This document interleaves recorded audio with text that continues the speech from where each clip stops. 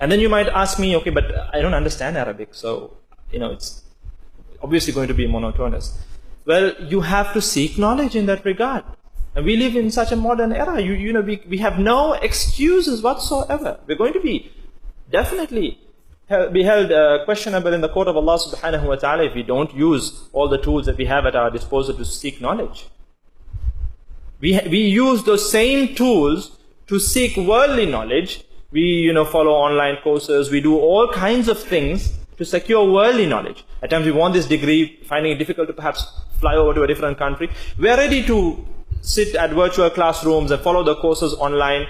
And say, for example, okay, if it's not a fully fledged course, you just want to know something about Photoshop or something about web designing and you want to learn it by yourself, there are enough and more YouTube videos. Yes or no? And what do? You go sit on that and you follow the instructions, gradually becoming a master in that particular element. So why can't you do the same thing in the Quran, in regard to the Quran?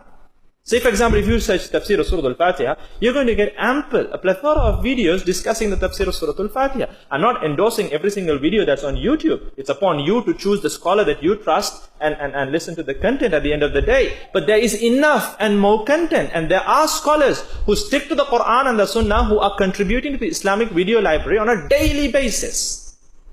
It is upon us to derive benefit from that content. We are going to be held accountable. On the day of Qiyamah, you had that smartphone with you, you had that iPad, you had that laptop, you had access to all these platforms, but you did not use it for good purposes. Instead, you used it for evil purposes or purposes that do not benefit you in this world or the hereafter. We're going to be held accountable. And we're going to be questioned by Allah subhanahu wa ta'ala.